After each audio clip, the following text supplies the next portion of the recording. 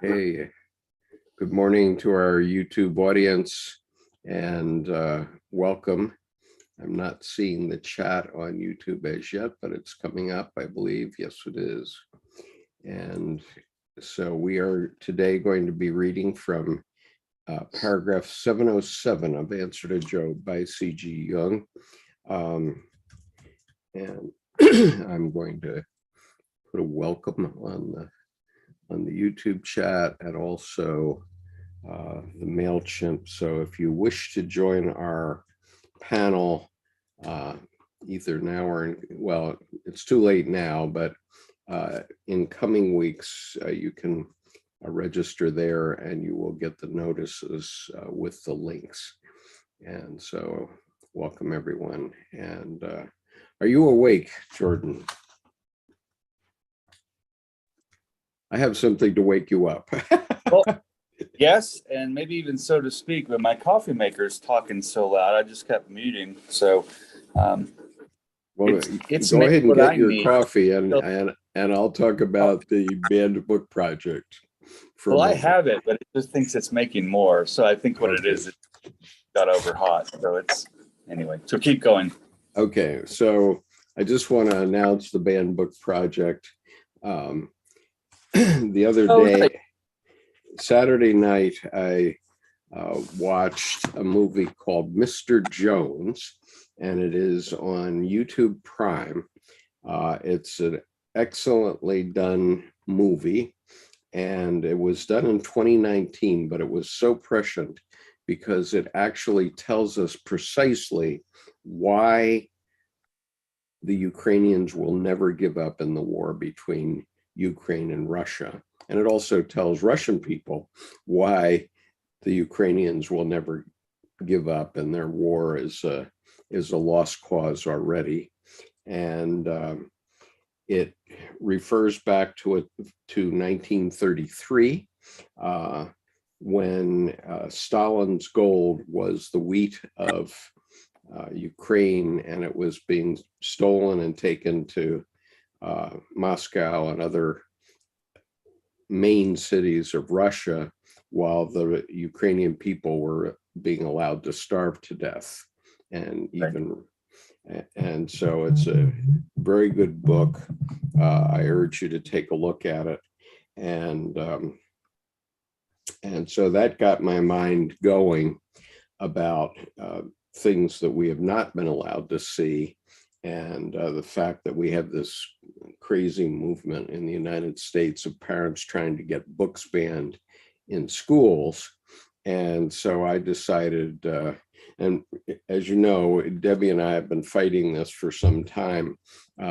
This is my coffee mug, which has all the banned books on it, including Animal Farm right here. And so I decided to begin a project where I would read at least Animal Farm into this YouTube channel. So last night I read chapter 1, and anybody who wants to participate in this, you can read a banned book on your own YouTube channel, or you can read it and I will publish it on this YouTube channel.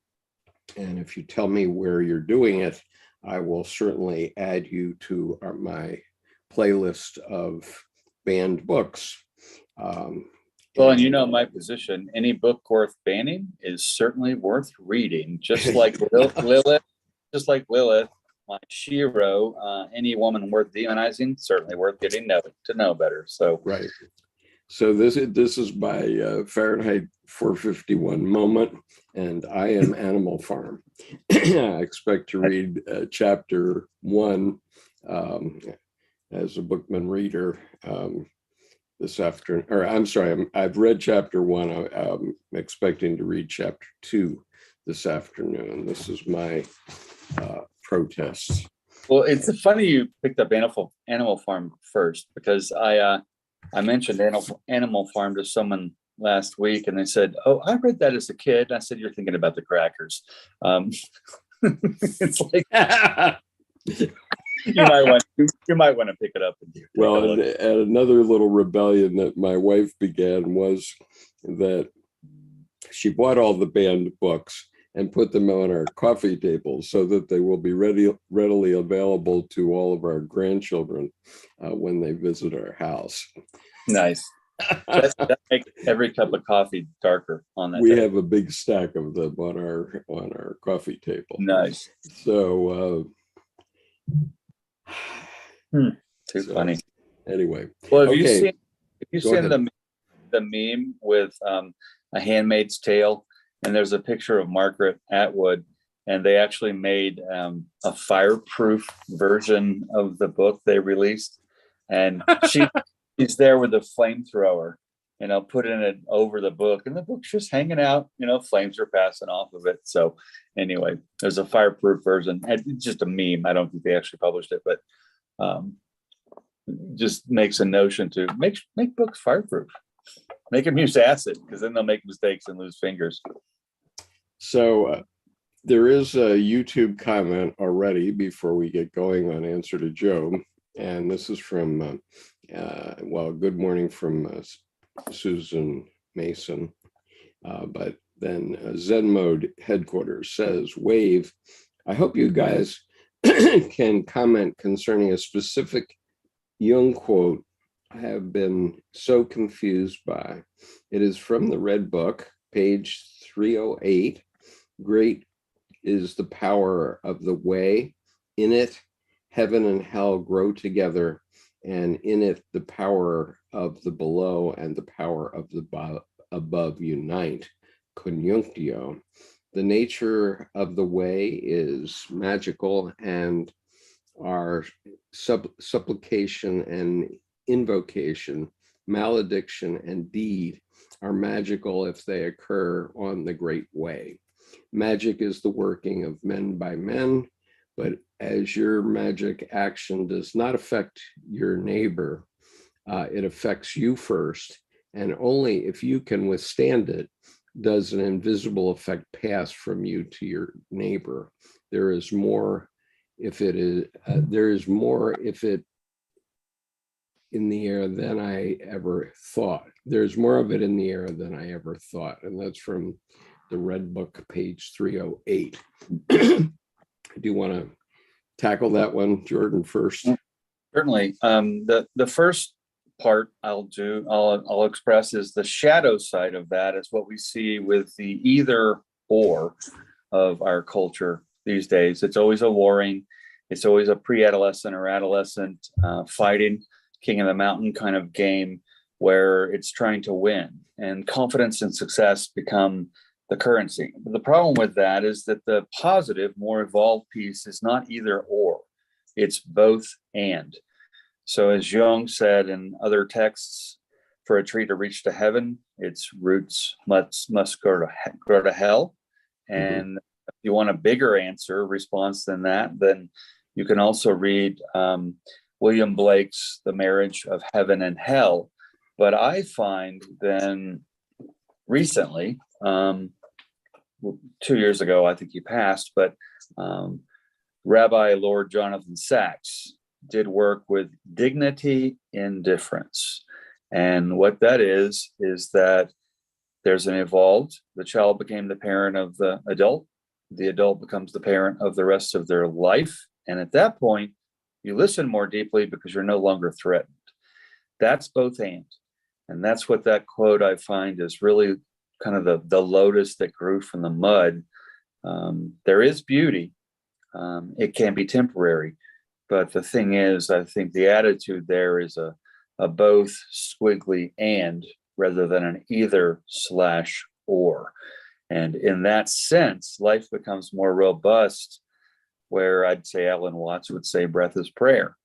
There's a life-affirming spirituality going on. And so I think from that point, it becomes not about conflict, but about contrast and discussion of ideas rather than what wins out. So I think what wins out is the plants that the gardener names, because weeds aren't weeds. There's no such thing. Weeds are just plants that the gardener decides not to name and rips out.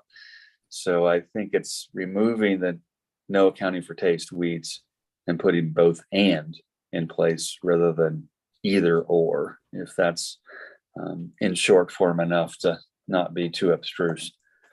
That was pretty abstruse, Jordan, but I've got to be the cleanup batter here. Brian, do you have access to the YouTube channel at the moment? I will get it.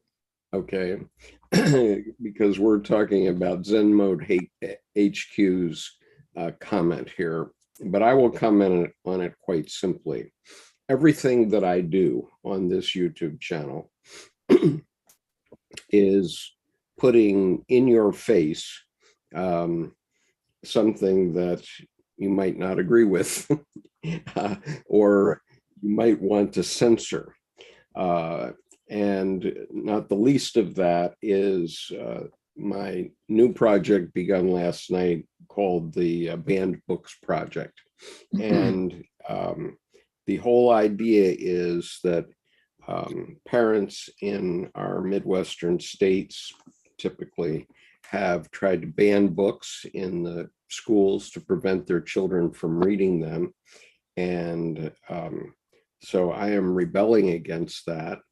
And last night I was activated by, Saturday night I was activated by, Friday night I was activated by a movie I saw from YouTube Prime called Mr. Jones. And it's about censorship. And it's not an easy movie to watch. It's rated as restricted 16, I think. So if you're under 16, please do not go and watch that movie. But that activated me. It was about censorship, and it activated me to begin the Banned Books Project. And so therefore I'm in effect fighting back against the idea that you can prevent your children from getting information that they need in the world. And so people ask, what is the strength of the United States? And most people outside of the United States talk about, how can you stand all this debate on television? There's just constant debate on our cable channels and crash, and red state, blue state, la-di-da. And the answer is exactly this quote that Zen Mode HQ read from the Red Book, which is that it's only by the clash of ideas that better ideas emerge. And what you learn in the Red Book very quickly is there's a lot of blood in it. And it sort of harks back to the movie called There Will Be Blood. But I would add, though, that Zen Mode's quote is more directly evolved, I think, than the quote unquote clash we see now, because I see very little Lincoln Douglas debate. I see just a lot of us and them rather than anything. I don't even want resolution. I want both sides to listen to one another. They don't have to take in each other's side, but right. There's no Lincoln Douglas debate going. There are no But ideas. if there's no debate, if debate is shut down by censorship, then pretty soon you dumb down your country, as we see in Turkey, for example.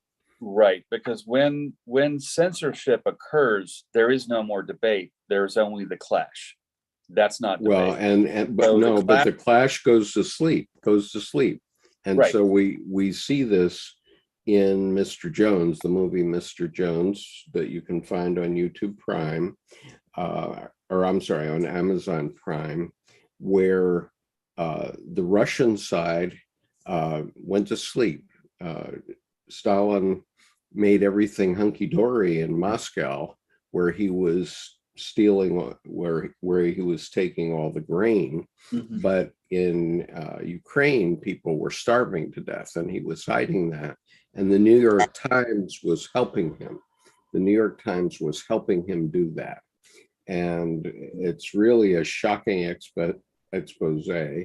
And this young reporter went into Russia, went into Ukraine to see what was actually going on. What he did was he figured out that the numbers didn't add up, and he wanted to figure out why the numbers didn't add up in communism. And so he went to Russia and went to Ukraine. He saw why they didn't add up precisely, and then he came out and persuaded William Randolph Hearst to tell the truth. And so that clash of ideas, and obviously the world wars were part of this clash of ideas, produces a better world overall over time. It does. It's a very hard truth, but it's the way the world works. Go ahead. It is.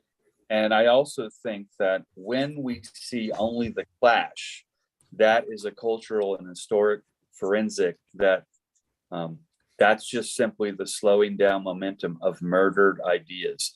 And then that's to follow the money to find out why, where, and how any of the ideas, which don't have politics, they have sides within themselves.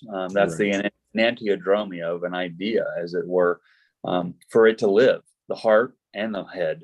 They're not polar, they're necessary for one another. But I think when we see only the clash, again, that's a cultural and historic forensic to watch, because that's simply the cascading slow down momentum of murdered ideas. Right. So it's exactly why the Russian people don't understand why the Ukrainians didn't just hop in the boat with them. But it's also why the Ukrainians will fight to the last man in this war between Russia and Ukraine. And Mr. Putin failed to pay attention to history.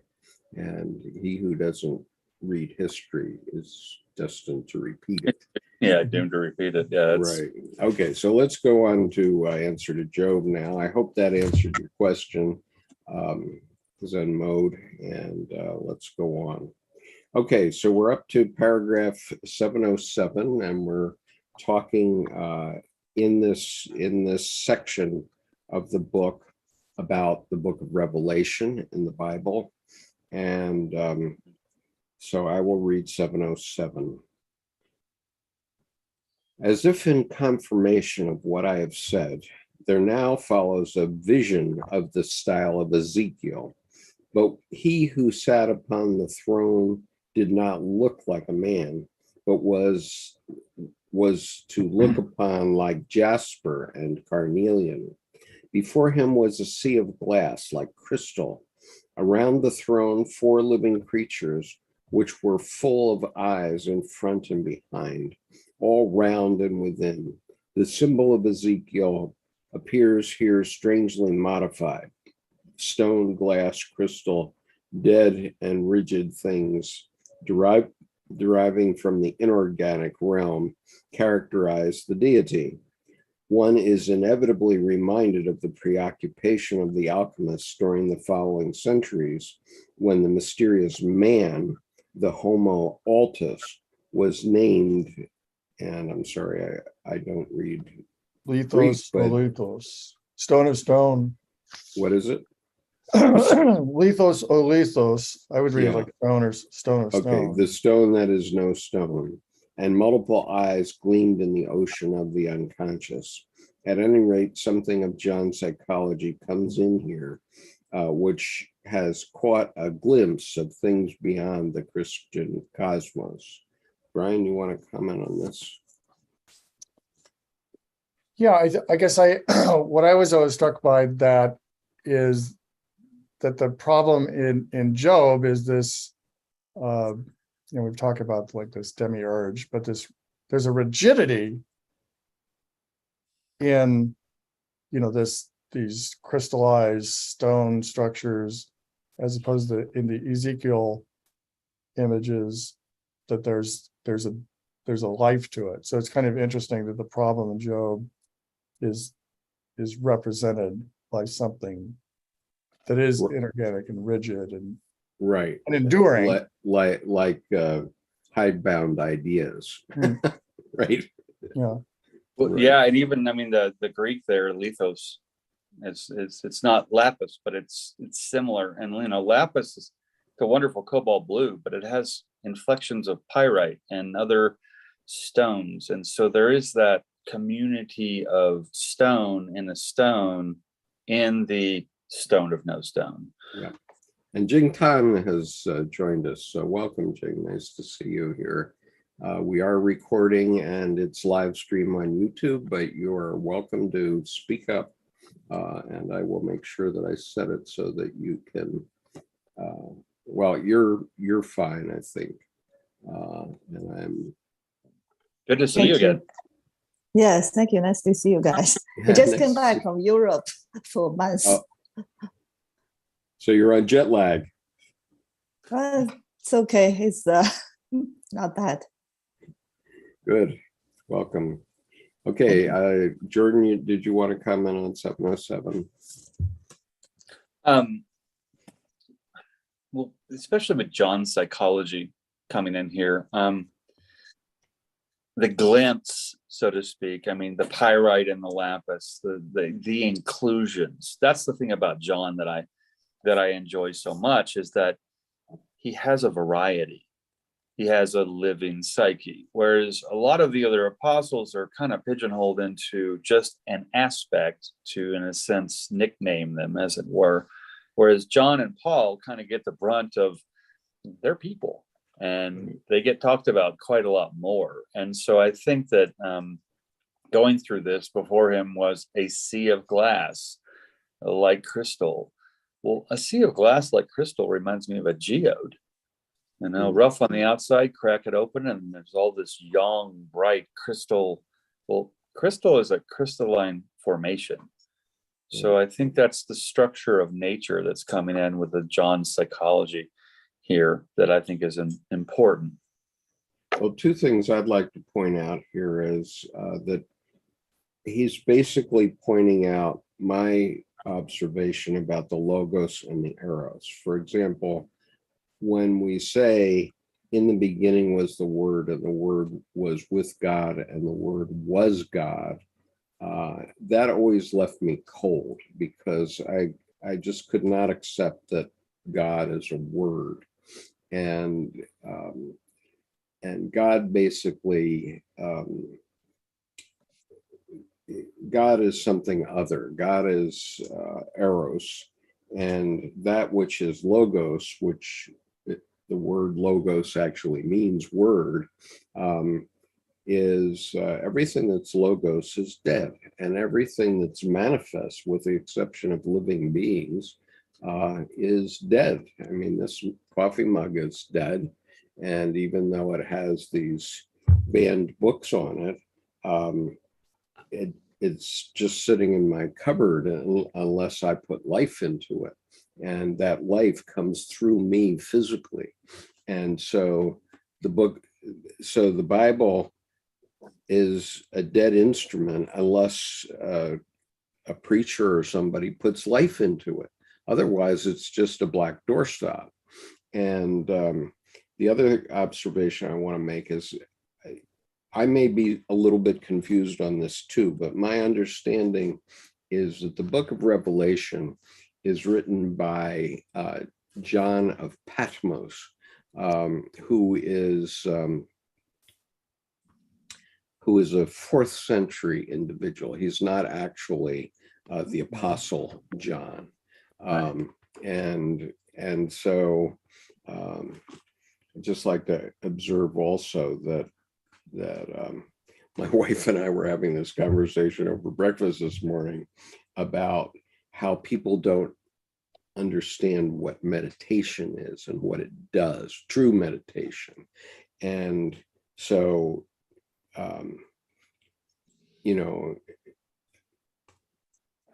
normal meditation, as it's presented in many customs in the United States, is basically a feel-good thing, and it isn't true depth meditation as is presented by some of the major religions of the world. And some research has been done to suggest that in depth meditation, you activate the pineal gland, which has been, which gets shut down in our society at about age 10 for some reason. At least this is her science, so maybe Brian can correct me on that. And it's the pineal gland which causes us to have visions and to see visions and to see things in dreams. And so when people don't look inwardly, that means that in part that the pineal gland is shut down and they're not seeing a vision. But here, John of Patmos now, who wrote Revelation, he obviously had a huge vision, which he had to write down, and he was just driven to write it down. And the fathers of the church had the wisdom to put it in the Bible as the last book of the Bible. And it's basically this vision of 4th century John of Patmos. So comments on what I said? Well, they're addressed, I mean, the Eros logos. I know, I mean, that's been one of your primary talking points. And I think it's wonderful from a Western perspective, but I think that originally the quote unquote capital W word was Hebraic, which often is more like Latin, which has a concept rather than a definition. And what happens is, like the word Om, A-U-M, well, that's the 4-character voice of the universe. So in that Om, A-U-M, people say, well, there are only 3 letters. What are you talking about? Well, the 4th character is the silence within, between, and all around. And so in that Om, the logos actually becomes the ego, the psychological energetic vessel of the ego string that is there to structurally receive the Eros, heart of the matter, and put them together as one. So I think that the thing is, then in Western culture, we see that, okay, ego, ego, ego, but the heart of the matter is typically beaten out with a hammer. I mean, so in that sense, your talking point of the logos is dead is a wonderful trickster, because the reality is when the logos is dead, the ego isn't present, and there is no structure to see anything other than an amoebic heart, as it were. And so it's important, I think, from both perspectives to look at the word as a word in, our culture, in the Western world, but Hebraic or Latin are verb and concept generated languages, not, Webster's 50,000 word dictionary that can drop in the trash, because it's just all medico-scientific terms now. In fairness, I will say that it is based on the logos that civilization has created. And in fairness also, I will acknowledge that Jordan is architect by profession, and as such he tends to be a person who builds with the logos, and that has the heart of the matter in it. Otherwise, that has the heart of the matter in it, because obviously any structure that an architect might build is nothing unless people use it. So, and here we have Jing showing her face. Nice to see you, Jing. It's been a while. I'm glad you brought up architecture, actually, because simply put, if you break architecture, just the word architecture, into its classic Greek roots, it's arche and techne. And arche is inception, the original first spark in the idea, and it's formless. That's the heart of the matter. And techne is the making or putting together. So arche is creating, but techne is making. But if you don't have the arche as the heart of the matter, the techne, moving it, the verb that drives the life, then you have nothing. And I think Jing is an architect. Go ahead, Jing. I actually want to share something I learned on this trip, because as architect, I've been for over 20 years. But I still wonder what really make good architecture. I don't think I have that answer. I actually interviewed with award-winning architect. But anyway, at the Pantheon, I finally think I have the answer. Finally, because when I see that light come in through the hole to that church, it's really shocking. They have this moment of experience. It's very different. And finally, and also later on, I went to Shakespeare bookstore, got this book called Connection. And I finally got this, what good architecture is actually the connection. It's like help us to connect with nature. In Pantheon, is a place where the God, there's all kind of God. You connect with them through this light come in and change, and you have this strong connection. And so then it's good architectures help us connect with nature, connect with culture, the past, connect with other people, and connect with ourselves. I think that's, I found out, oh my God, like this whole month of trip, I traveled 12 different cities, 5 different countries with my kids, go through all different places. Like I finally get, and another thing I found quite interesting is my observation. I saw the art history with different museums from Greek, Egyptian, Greek, Roman, Renaissance, then to Impressionism, to modern. And I saw the difference actually, oh my God, this all correlated to the philosophy history or the religion history I'm studying. Because it's like in the past, it's all about, the religion, the religion art. It's all about the God. We try to idealize this image. Then after from Michelangelo, then it's about the Sistine Chapel. It's about how human actually is embodied the God, but it's also perfectionally part of human. But when you reach Impressionism, it's about the human imperfection. People forgot about God. So it's like after that, the Cubism. It's about the experience, the moment. They're like, oh my God, this is just like, I was wondering what's really make the art is not relevant anymore to human, the common people nowadays, because it's become like money making, investment. Nobody cares. So I was like, how we make the new art relevant? Maybe it should be new spirituality, because in the past, religion unite people. We have common things to express through art. But what we express now, we all search for new meaning, new spirituality. Maybe that's a new art form we can create to reunite people. That's my idea. Right. Well, I love Brian, that. Go ahead. I was just going to say that this is by Jean Gebser. It's called The Ever-Present Origin. He was a contemporary of Jung, and he basically writes similar to what you're saying, Jung, that that consciousness has changed, and that art changed. For instance, the whole thing about perspective in I guess it was Raphael, but it was actually something that came across over like 200 years, and people were writing treatises on it.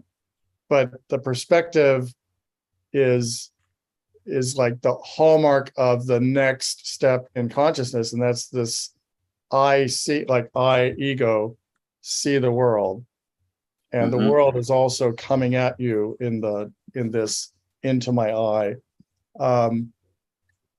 etc. But he talks about archaeology, he talks about science and art and architecture. Sorry.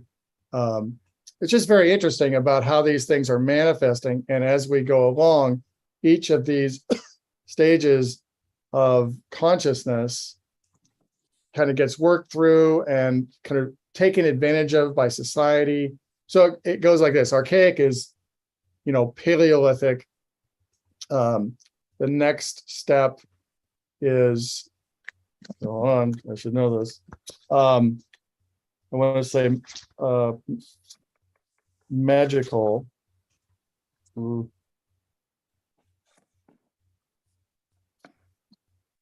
So it goes archaic, then magical, and then goes into rational, and then there's a hyper-rational state that we're in. And each time So you might say like Paleolithic, and then the introduction of the first metals, or agriculture, and then the introduction of first metals, and then the sort of logos part. And then we had perspective as the overriding. And each one gets kind of run into the ground and becomes what he calls deficient. Right. And problematic. then we have to get into the fifth stage of consciousness, Right. which is just now emerging, Right. which is this very idea that is in that book title, which is that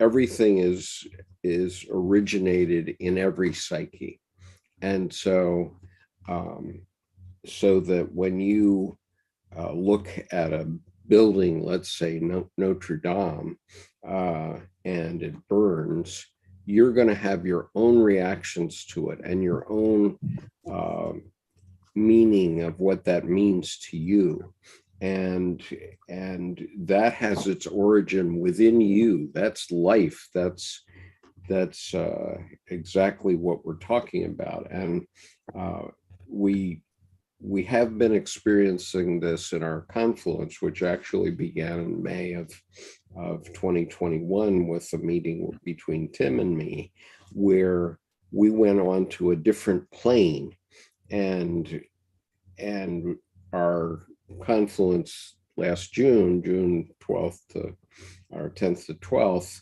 was only a continuation of that, but it wasn't a beginning and an end. What it was a meeting where we came out of it and we said, okay, what just happened? And it's hard to put your finger on, but it happened within all of us. So as I have said several times, you can look at all those sessions that we had at Confluence, and you will not appreciate what actually happened there, because what actually happened there was unconscious, and it was, as Jung says, spiritual, and it's the beginning of this new stage of collectivity where we can all, as human beings, be working together. And if you weren't there, you couldn't possibly understand what I'm talking about, but that's what's happening. And we know it's right. Why? Because we want to do it again. Okay. And it's a continuing process that started in Helena in May of 21. We had a meeting of the organizers in November of 21 in California, and we all felt it. It was like grabbing onto a high power line, a 10,000 volt power line. And we all felt the energy coming from it and the spiritual lift of coming to that. And it just has continued since then, getting stronger and stronger as we continue to do what we've been doing. And it's not something that you can just explain. Okay. It's not something that you can logos out and say, okay, here's a book about it. Now you know what it is. You don't have to pay any attention to it. No, it's not like that at all. It is a spiritual thing that we're doing. And it relates to this fifth stage of consciousness. Absolutely. It does. I'm glad, Jung, you brought up that with your idea of the light and then the living space, and then Brian, the book, because I've always I've always found I can discern a history of a culture sociologically by their architectural ceiling treatment. The Pantheon and Oculus. You bring up light from above. Infinity is not abstract. It's like life development. It grows in whatever way the light makes the plant of all of us grow. Cathedrals actually, in a sense, are part and party to the dogma of the ecclesiastical structure. The lights come from the sides and from the altar end, not from the beginning and not from the top. And then they even say Sistine Chapel. Art is the oculus. So it's a view infinitely upwards and the narrative of the story of our lives. And we see now in modern culture, often the ceiling is blank. It's painted white, even when a room is colored, just so the room won't be dark. But the reality is the only time you're going to get ceiling work is typically in a hospice facility with a conscientious architect, because the people in hospice are looking up, and that's their view. So you're giving them at least some, some capital God, so to speak, interest. But the infinity of the light, and I love Norbert Schultz, Christian Norbert Schultz has an existential view where just 4 pieces. One, how does a building stand on the ground? How does a building extend to the sides? How does a building open and close? And lastly, how does a building reach for the sky? And what happens there is if I switch the word building to a person, how does a person reach for the sky? Their architecture, how do they experience the ceiling? And to me, I love, actually my former boss, Don Ruggles, is doing work with Built Beautiful, and it's beauty, neuroscience, and architecture. And he has a short movie, I think narrated partially by Martha Stewart, and then a book of the same that is beauty, neuroscience, and architecture. And I find that that's not in that book, but from my personal quirks throughout history, just look at the ceiling and you can tell how expansive the people, how alive the people, how Alan Watts' life-affirming spirituality the people are. And these days, if we have a ceiling, people are like, well, why would I need value up there? That's a metaphorical question. Why would I need value up there? And I think that's where we get lost, is the things that are allegedly nothingness are not given a currency of value. And what happens then is your environment, first the ceiling, then the walls, and then the entrance. The glass disappears and you're 55 stories down in the basement. And you are systematically, hermetically sealing off and killing yourself because you're suffocating. I want to point out an architectural feature that maybe you've never heard of, but it's the most impressive architecture feature I ever heard of. And it was by a dear friend of mine named Kei Mori. He was a professor at Keio University. And Mori, M-O-R-I, if you've ever been to Tokyo, you know that there are literally hundreds of buildings in Tokyo called Mori building number such and such. And those were actually built by Kei Mori's father, who was a builder. But Kei Mori became an architect, and he designed basically a shopping complex in downtown Tokyo, right in the center of Tokyo, called Arc Hills, A-R-K Hills. And in that building, he installed a system on the roof that would take sunlight and pass the sunlight down, not through a window, but through fiber optics down into the building. And then he took those fiber optic wires and allowed them to expand in sort of a mandala of many, many, many wires, which basically became an inner sun in the building, in the atrium of the building. Right. And that's, taking what you were talking about, Jordan, to a new level. Well, exactly. And I love, actually, that's one of my favorite examples, because industrially, the concept of the solitube or the solar star solitube, little 10-inch diameter skylight, which brings light down into deeper spaces, came from that. And I love when I discovered him, because in a library in college, down in the basement, I put all the little reading rooms, the grad students and everyone goes and locks themselves into little 4-foot by 4-foot space with a desk and a chair.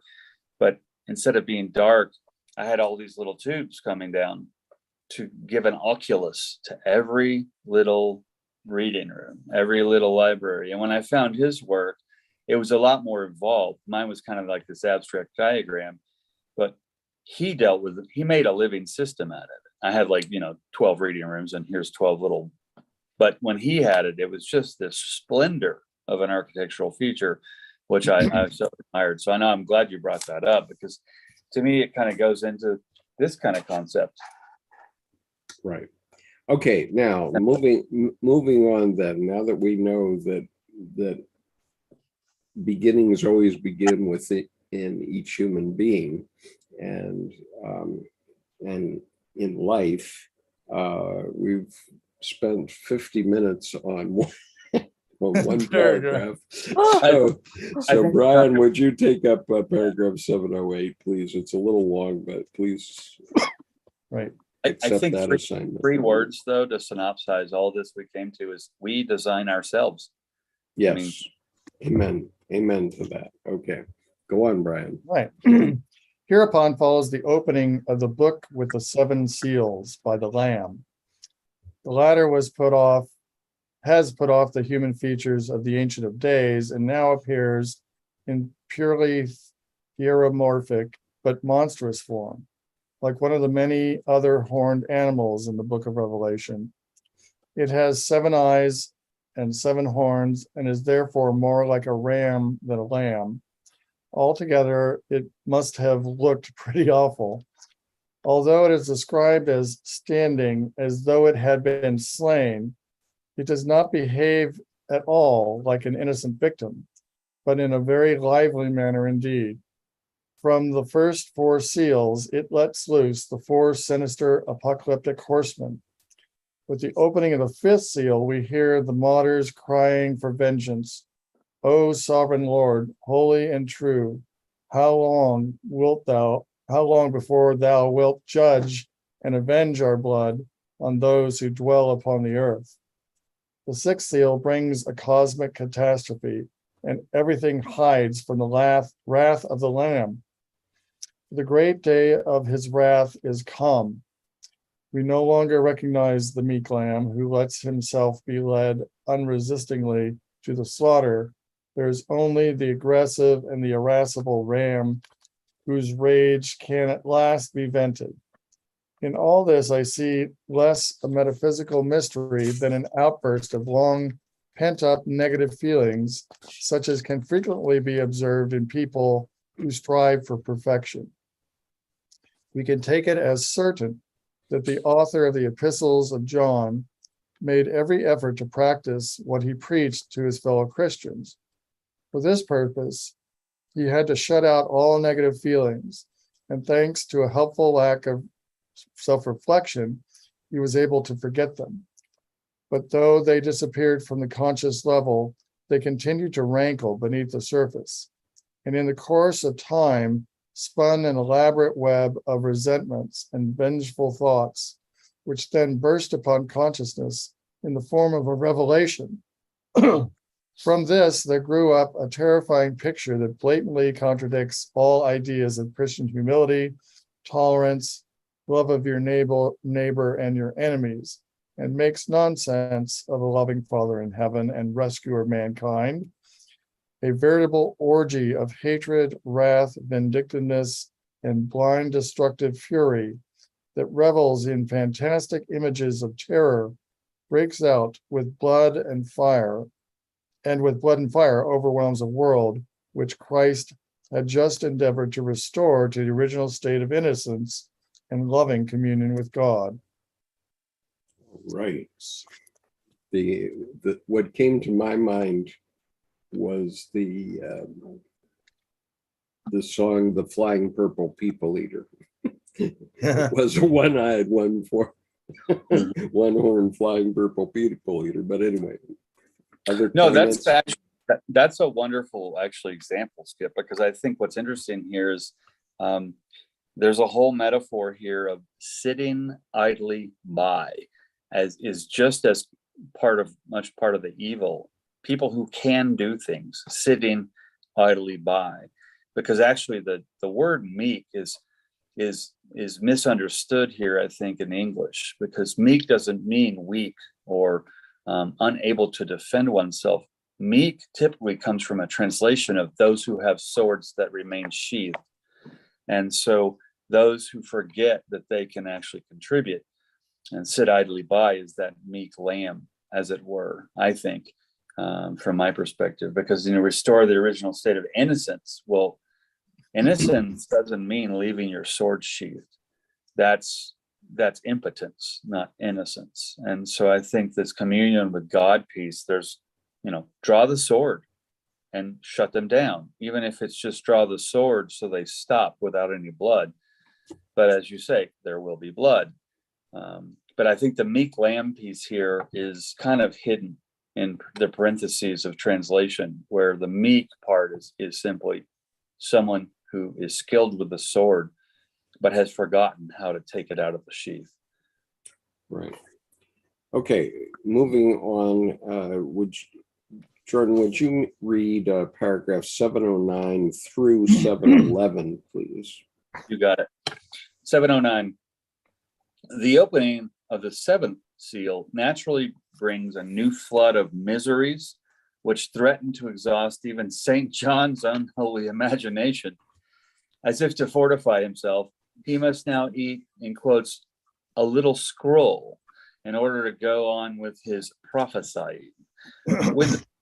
When the seventh angel finally ceased blowing his trumpet, there appeared in heaven, after the destruction of Jerusalem, a vision of the sun woman, with the moon under her feet, and on her head a crown of 12 stars.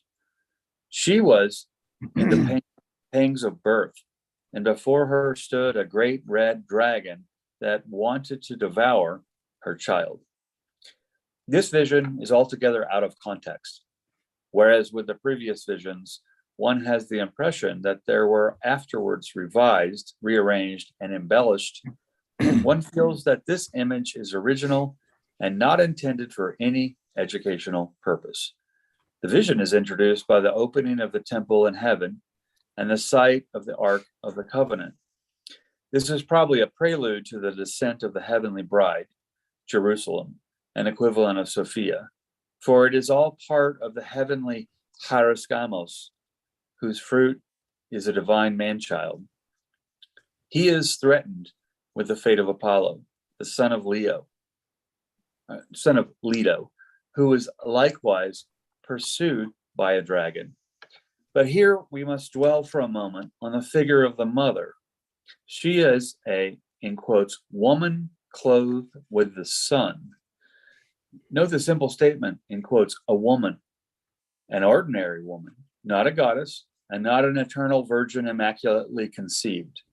No special precautions exempting her from complete womanhood are noticeable, except the cosmic and naturalistic attributes which mark her as an animal and peer of the primordial cosmic man, or anthropos. She is the feminine anthropos, the counterpart of the masculine principle. The pagan Leto motif is eminently suited to illustrate this. For in Greek mythology, matriarchal and patriarchal elements are about equally mixed.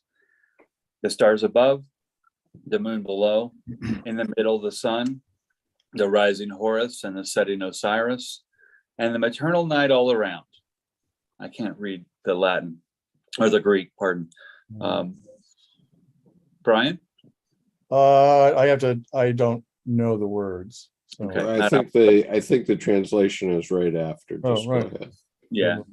This right. Symbolism reveals the whole mystery of the woman. She contains in her darkness the sun of, in quotes, masculine consciousness, animus, which rises as a child out of the nocturnal sea of the unconscious, and as an old man sinks into it again. She adds the dark to the light, symbolizes the hierogamy of opposites, and reconciles nature with spirit. Right. Comments? I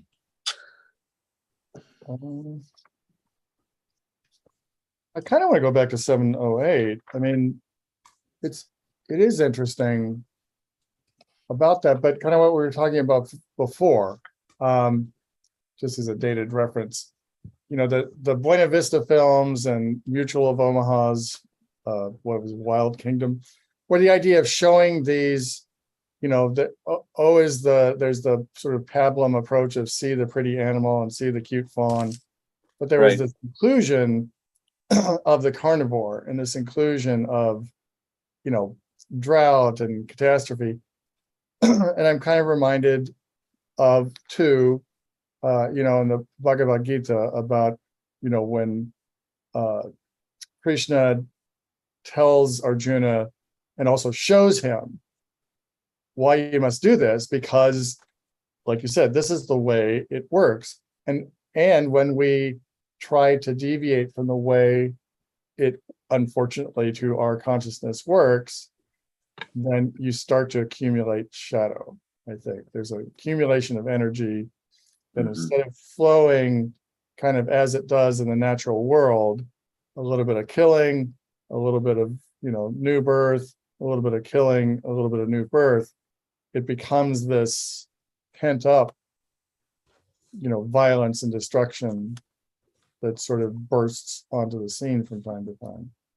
I appreciate you bringing up the shadow, because even in footnote 18, rather than still not pronouncing the Greek, but important to have the concept of what he was saying is that's heaven above, heaven below as the woman.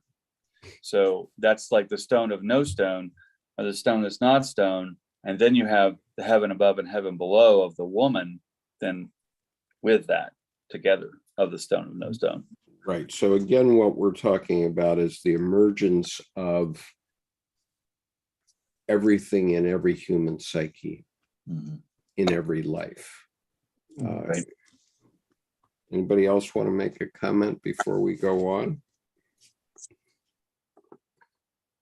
It seems there are historical confluences of that energy that goes on, like World War One, like World War Two. Right. And surely, what is particularly interesting about this is all the references to astrology. And Jordan, I got you on that one. I would have expected you would have gone on a 20-minute toot about astrology. I'm tired of Jungian astrology this weekend because I've been talking about the problem. Okay, I'm just ribbing you. No, and I get it. But no, to me, I was going to go to the astrology part of rises as a child, Horus sets, old man sinks into it, Osiris. There's the larger span of the sun crossing the sky, indicating a lifetime. So rather than specifically astrology, and I appreciate that you would say that, Jung used astrology quite a bit, and he hid it from Freud. But the thing is, he used astrology because it works. And, it's nature, as it were. Whereas Freud, if it wasn't in a book, he didn't want to talk about it. Or if it wasn't with his mother, he didn't want to talk about it. So, sorry, I'm really down on Freud generally. So, but I think that the rising child and setting sun, the man or woman who is old and begins sinking back in, that's the emergence. I mean, that's even a metaphor for reincarnation of, the sun will always come up. The life. So here I am as an old man, trying to pass on stuff that younger men can't even talk about. Okay, they can't talk about this, but at least they can know about it, in my opinion, and so recognize it when it really comes. Jing, you're smiling, so go for it. Yeah, it's quite interesting. When I was in Italy, it seems you see a lot of intergeneration, big families all get together eating every day. On the square after 8 or 10, there's still a lot of people. Yep. It's just like, I don't see that. Even in France, you see more. I don't see that much in America at all. It seems Americans so isolated based on the age group. And you miss so much knowledge cross generation. And I actually even think it's God's design because when we're younger, we're stronger physically, but our mind don't really have much ideas. But as we get older, we get smarter, but we're not physically strong anymore. So it seems like that's maybe the design. So we can do much to change the world, so the world can be more stable. Yeah. As we figure everything out, then you die. The next generation have to redo it again. So they have less damage to universe. So in the old Pennsylvania Dutch saying of my ancestors, too soon old, too late smart. Yeah. That's really good, because I mean, Jung, that's a perfect example of problems psychologically. America is only 250 years old. It's pre-adolescent, as it were. Europe, I mean, you walk behind the Pompidou in France down a little street, you'll find a couple of houses that are 500 years old quickly. And you'll have multi-generational interactions. Well, that's how ideas are transferred. And that's how rites of passage are kept in society. Whereas America is so insular. Each group is, no, it's mine, it's mine, it's mine. Well, it's like a lot of children, mine. It's the 4-year-old, no or why. There's only 2 questions they ask, and I think that lasts too long in America. Whereas, like you're saying, in Europe and even in Asia, when you have the whole family living together, they share. And because they share, they ask. And the ask goes across generations, and the asking creates rite of passage. People are aware that they're supposed to suffer and go through a trial to emerge. Again, the child rising, the sun setting with the older person, but even ideas. I mean, so I'm glad you noticed that the people interacting, multi-generational, because that actually, I think, helps psychological development. And actually, it's to it. So I have my copy of this book covered with comments. I don't seem to be able to show it very well. Which book? It's the Jung, the one we're reading.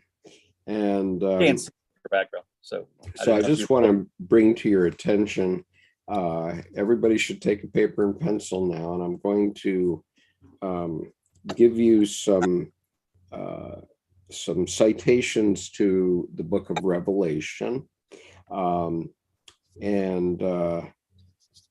so you can pick up your Bible and read these citations. So you need a paper and pencil. And first of all, I want to add that there's a comment that I've made at the bottom of page 77, which is, the second coming is within each of us in the form of the self. Okay. Right. The second coming is within each of us in the form of the self.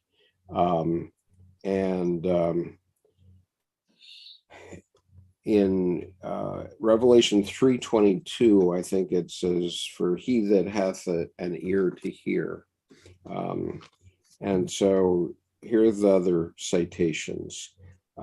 Revelation 5:2, I have C.G. Jung, ? 5:6 is the Lamb. 5:10 has made us priests.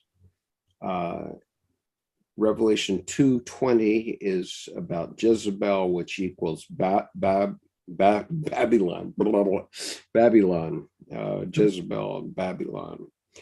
3:12 is the New Jerusalem. 2:17 is a new name, and 2:19 lasts more than the first. And what else do I have? And I say I have down the side of my book here, explains why born agains will not listen, quote unquote. Okay, so that is beside, and I have also a note that in the next paragraph, which I'm about to read, Jing, I'm assuming you don't have a copy of this answer to Job right now, right? Okay, so I will read the next paragraph. The words complexio oppositorum emerge in the second line of this next paragraph. And what I have in written up the side of my book here is means self, quote unquote. And obviously the complexio oppositorum is the ability to hold the opposites. We can't simply keep pulling back and forth from red to blue to red to blue. We have to be able to hold the opposites and find the middle path. And back to the beginning of where we started, when I mentioned dignity and difference, and both right. and the complexio oppositorum is a synonym for mysterium conjunctionis. Right. Okay, so paragraph 712, I will read. The son who is born of these heavenly nuptials is perforce a complexio oppositorum, a uniting symbol, a totality of life. John's unconscious, certainly not without reason, borrowed from Greek mythology in order to describe this strange eschatological experience, for it was not on any account to be confused with the birth of the Christ child, which had occurred long before under quite different circumstances. Though obviously the allusion is to the wrathful lamb, i.e. the apocalyptic Christ, the newborn man-child is represented as his duplicate, as one who will rule the nations with a rod of iron. He is thus assimilated to the predominant feelings of hatred and vengeance, so that it looks as if he will needlessly continue to reap his judgment even in the distant future. This interpretation does not seem consistent because the lamb is already charged with the task and, in the course of Revelation, carries it to the end without the newborn man-child ever having an opportunity to act on his own. He never reappears afterward. I am therefore inclined to believe that the depiction of him as a son of vengeance, if it is not an interpretative interpolation, must have been a familiar phrase to John, and that it slipped out in the obvious interpretation.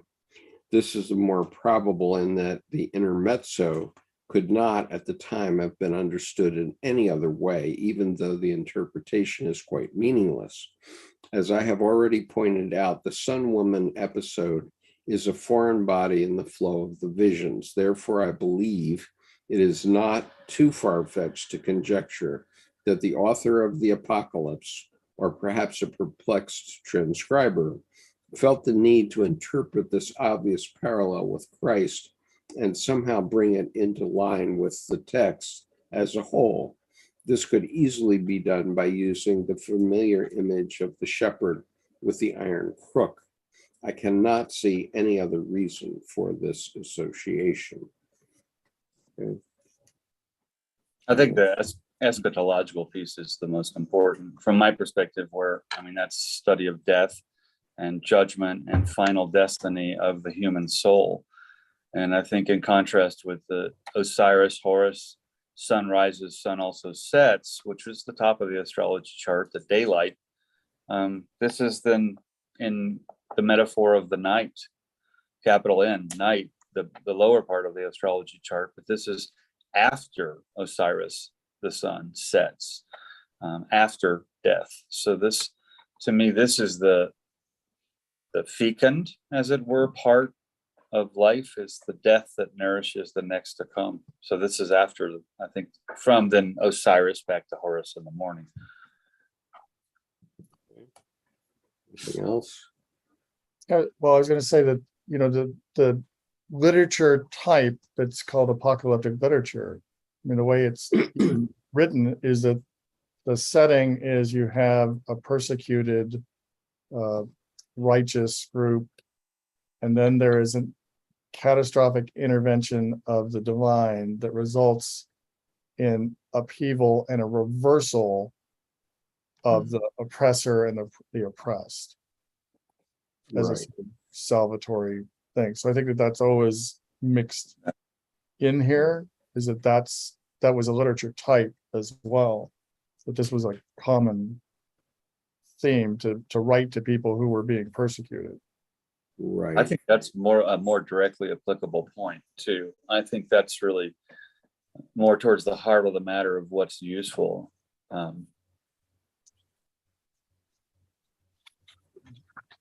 Yeah, I'm glad you brought that up. I hadn't even thought about that, but that's actually more useful.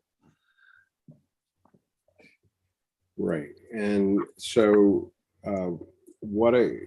in the next paragraph, the man-child is caught up to God. And I want to remind everyone of the water bearer. And this is what it looks like. That's the image. And so the point is that wisdom is coming down to man, and from Sophia, but she has been hidden in the hinterlands for a long time. This is covered in this next paragraph.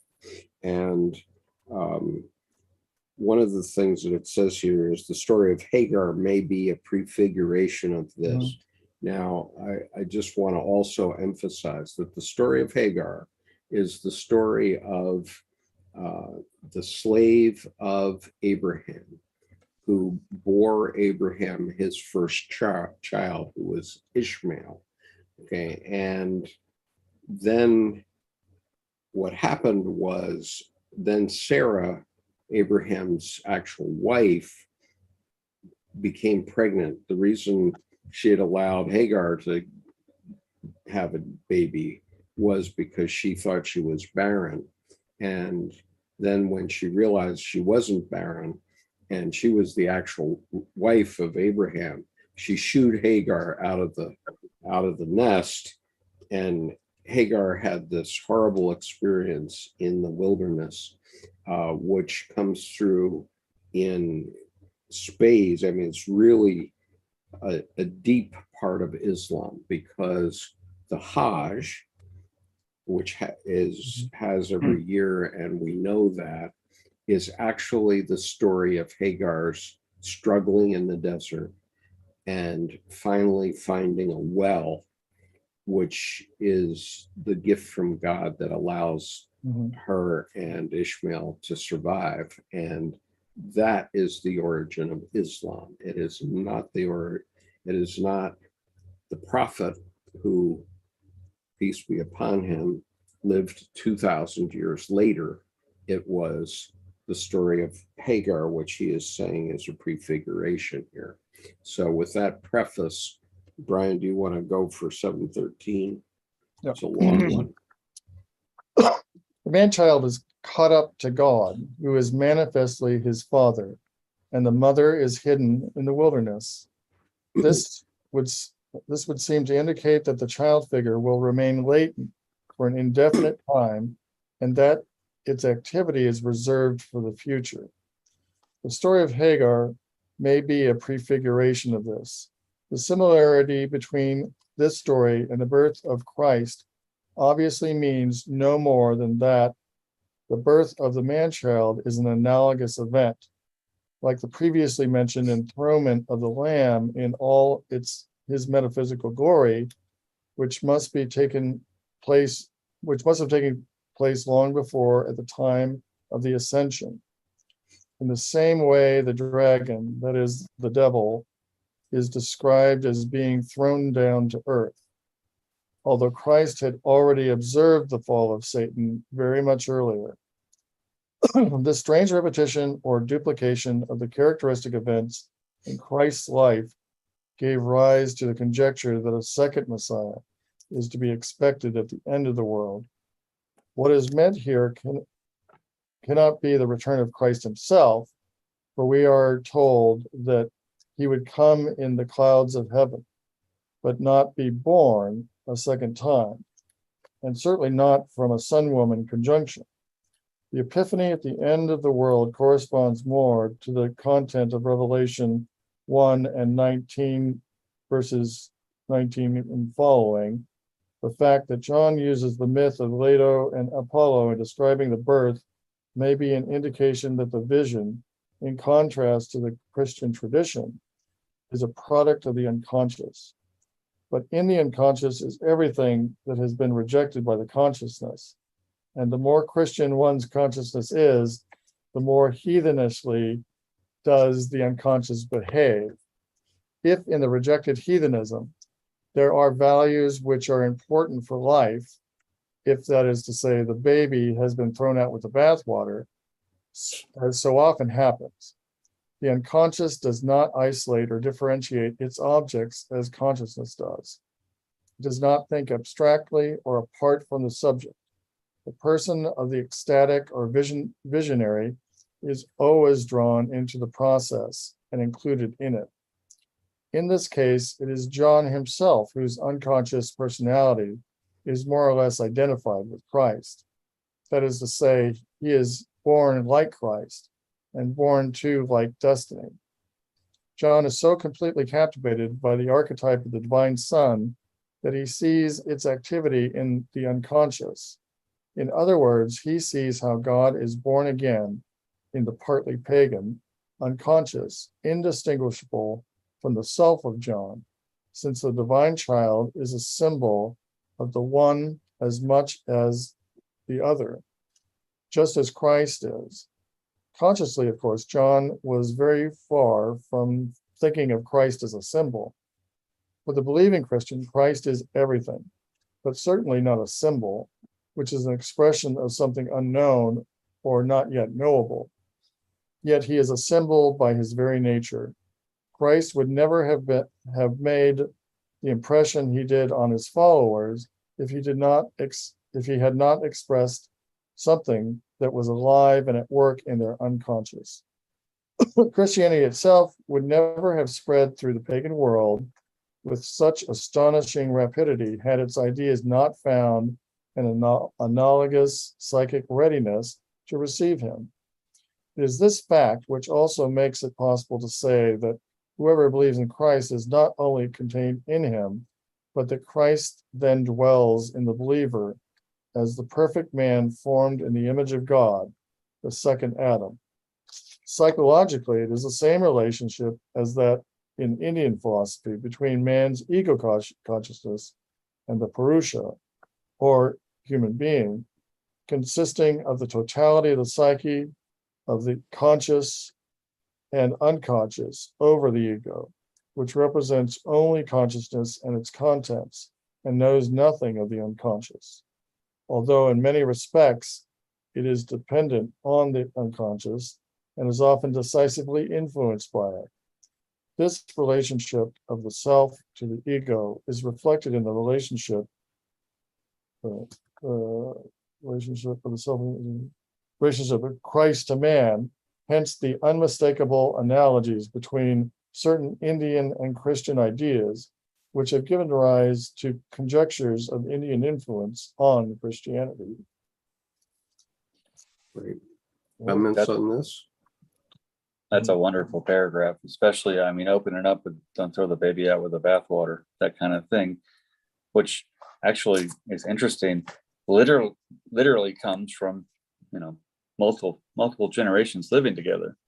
The baby was washed last in the big pot, and it went by pecking order. And so the thing is, though, babies are close to the womb.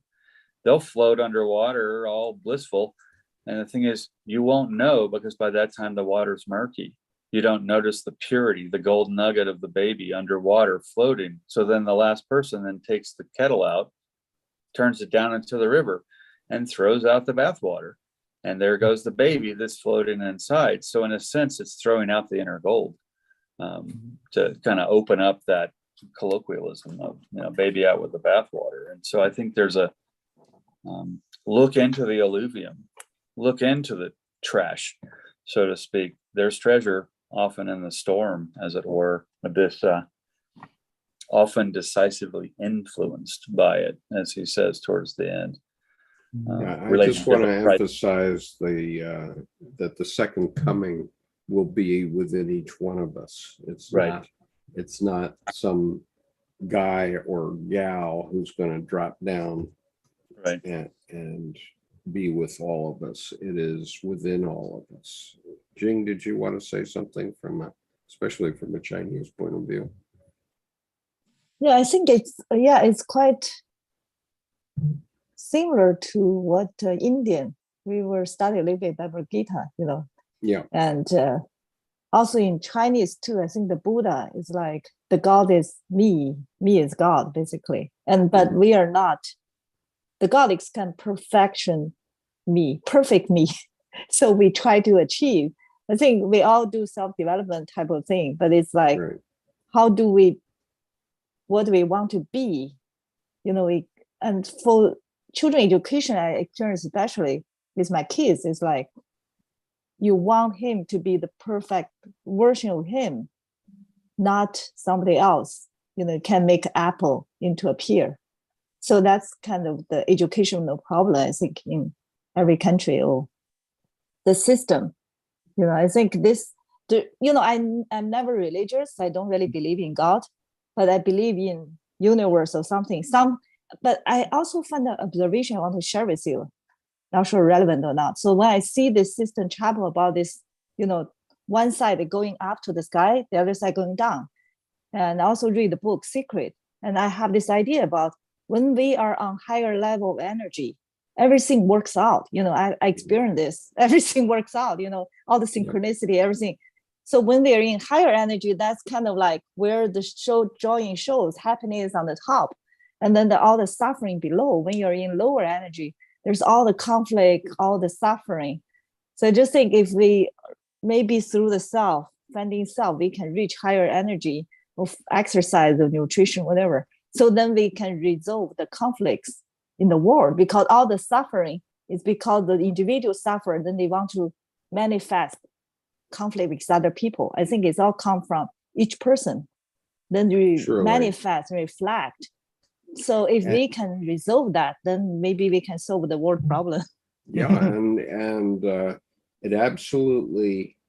one absolutely doesn't have to understand everything about these ideas in order to understand what we're talking about here, about the second coming being within us.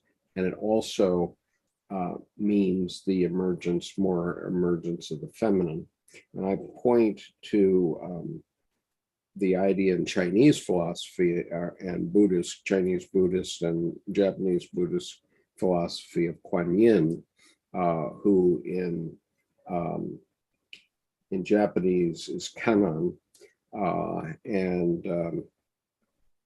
Just so that you appreciate what I'm talking about, I'm going to show you a photograph of Ofuna Kanon. This is when I was 15 years old, this was described to me as the goddess of mercy. And it is Ofuna Kanon, the feminine, who what Kanon or Kuan Yin does is she goes into hell just like Christ did. And when Christ went and harrowed hell, or whatever it was that he did after his crucifixion, he went to save those that were in hell. And that's exactly what Kuan Yin or Kanon does. And I have my personal experience with that statue, because when I was a mid-teenager, 15 to 17 years old, I was, of course, in high school, and I was in high school in Yokohama, but I lived in Kamakura. And so every day I had to go past this statue, and saw this statue every day on the train. And there's quite a lot of conflict going on within a teenage boy, of course. And I just found her presence so soothing to me personally, just knowing that there was an idea of a goddess of mercy. Now, what that statue actually represents, and I'll share it once again for a minute. This statue was built and completed about 1 month before I arrived in Japan, actually. And it is Kenan who went into hell and brought back the souls of the Japanese soldiers who had died during World War II.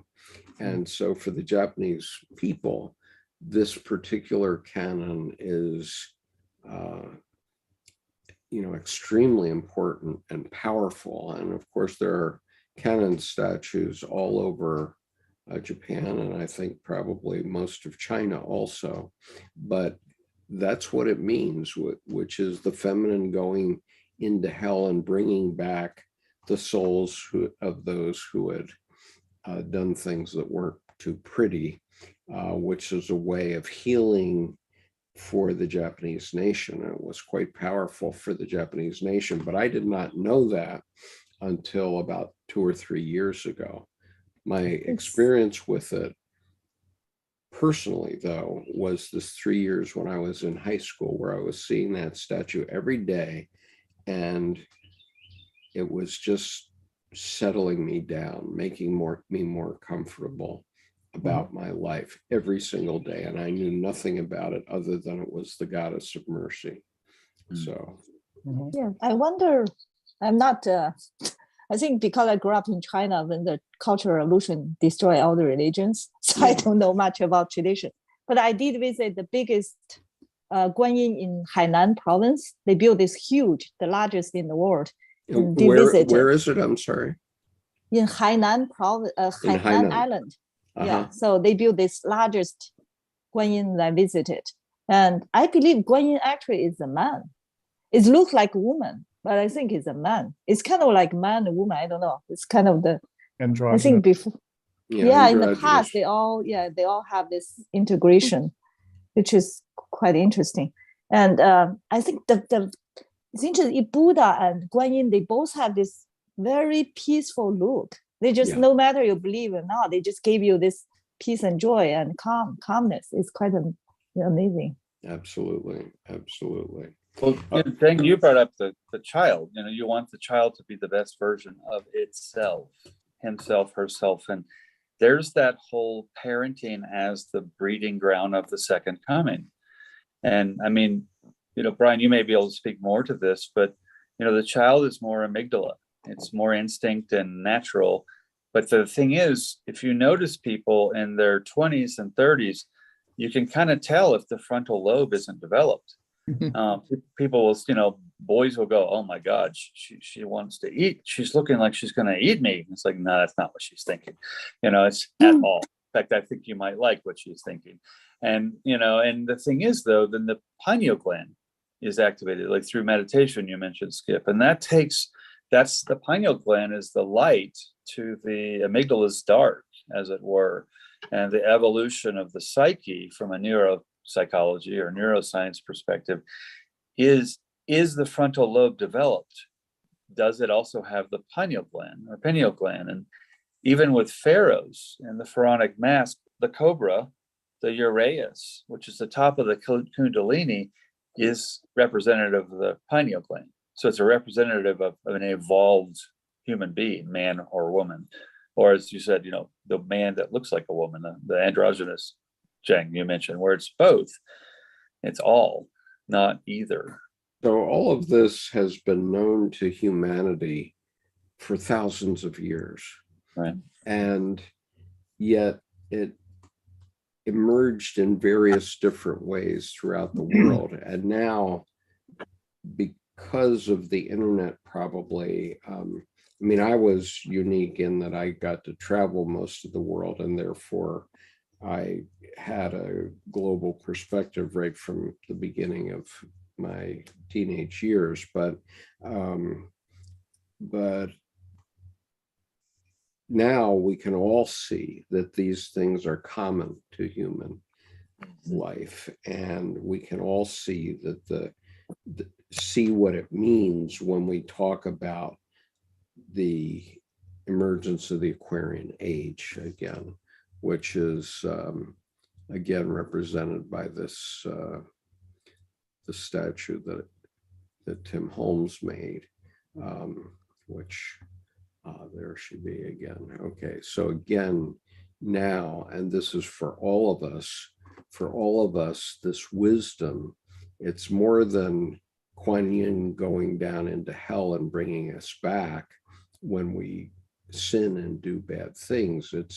It's now this grace that is represented by Sophia in Proverbs 8 and represented by the goddess of mercy and so on, and here represented by the image of the water bearer, which is an astrological image. All those things are pointing to the same thing, which is we can wake up, we can get the wisdom, feel the wisdom coming into each and every one of us, and therefore we each can be the second coming. Okay. And the water bears the both and. It's the air and the water, the breath of life and the water of life. Right. Okay, so I'm going to read on with paragraph 714. This parallelism, which has so far remained latent in John, now bursts into consciousness in the form of a vision. That this invasion is authentic can be seen from the use of pagan mythological material, a most improbable procedure for a Christian of that time, especially as it contains traces of astrological influence. That may explain the thoroughly pagan remark, quote, "and the earth helped the woman," unquote, even though the consciousness of that age was exclusively filled with the Christian ideas. Earlier or contemporaneous pagan contents lay just below the surface. For example, in the case of Saint Perpetua, with a Judeo-Christian, and the author of the Apocalypse was probably such. Another possible model to be considered is the cosmic Sophia, to whom John refers on more than one occasion. She could easily be taken as the mother of the divine child, since she is obviously a woman in heaven, i.e., a goddess or consort of God. Sophia comes up to this definition, and so does the transfigured Mary. If the vision were a modern dream, one would not hesitate to interpret the birth of the divine child as the coming to consciousness of the self. In John's case, the conscious attitude of faith made it possible for the Christ image to be received into the material of the unconscious. It activated the archetype of the divine Virgin Mother and of the birth of her son lover, and brought it face to face with his Christian consciousness. As a result, John became personally involved in the divine drama. Okay, comments? What's interesting here is I'm noticing the thought came, well, where's Job here? And we're actually having Jung take us into Job's psyche, and this is the differentiation. He's showing us all these things, the Perpetua and etc. And then John became personally involved in the divine drama. He's actually turning around and ingesting the whole book of Job and the Bible and the unconscious in his answer to Job. He's actually giving Job a differentiated psyche. So it's just interesting right here. And astrology and paganism. Yeah, exactly. And so it came to me as like, well, wait, where are we? We're so off topic. We're not off topic. We're inside Job's psyche. And he's showing us the differentiation going on. Right. And at least unconsciously, the fathers of the church who met in Nicaea in 325 recognized this, okay, because of course Job was 500 years before the Christian era. Perpetua was in the 3rd century of the Christian era. John of Patmos, who wrote this vision, was in the 4th century, and contemporaneously with the Council of Nicaea. And so, one would think if the church fathers who met at Nicaea in 325 AD and decided on the current Bible, if they were as adamant of a one-sided God as later Christians became, they wouldn't have allowed this revelation to appear in the Bible, but instead it appears as the culmination of the Bible, as the last book of the Bible. And so it's beyond what most Christians have thought about it, but nonetheless, we have to pay attention to the fact that the church fathers in 325 AD thought it was important to include in the book. It's almost like it's a compensatory to, the other John the Elder, God is love. Right. Well, in the God is love piece with the other John, I mean, Filius Sapientiae, which is in the footnote, that's the son of wisdom. So wisdom, Sophia, Chokmah, I mean, that's all kind of being poured in here, except it's just so cursory. It's so easy for them to pull Thomas out and make it go away without anyone noticing, because they don't delve into the mother, the great mother, Gaia, the Sophia, or as it would be, in the original Hebrew, the Chokhmah. I mean, that's right. So here we are, two millennia later, finally getting it in the emergence of the Aquarian age, and so finally recognizing the significance of this, which is all interrelated to that. And so the water bearer from astrology is so important to the wisdom that we need and have emerging in this generation. And then that, chapter 5 of Ion, Christ as self, that's the chapter of the second coming as the self. I mean, that's okay. Well, it's interesting, all the things that were excluded from the canon too. So that stuff is the stuff that's shunted into the unconscious, whereas the canon is the conscious psyche. Yeah, what you can see in the light of day, but God forbid we actually go explore the night. Yeah. Right. So we've had a few panelists who have, or attendees who have joined us now and have. We need some bleachers. We need we have their video off. We just had another one join us. And so I just want to mention to those of you who have not turned your video on, as long as you have your video off, you will not appear on the YouTube recording of this session. However, I have set all of you so that you are permitted to talk. If you talk, your voice will be heard on the YouTube recording, and but you're welcome to talk if you want to, and you're certainly welcome to show yourself if you want to, but you are not required to do so.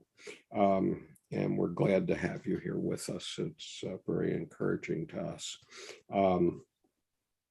And so, Brian, would you carry on with 715, please?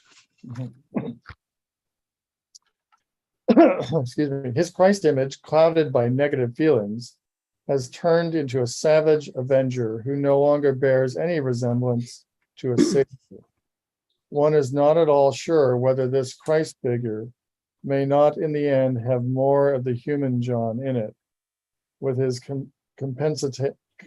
compensating shadow, than of the divine Savior, who as the lumen de lumine contains no darkness. The grotesque paradox of the wrathful Lamb should have been enough to arouse our suspicions in this respect.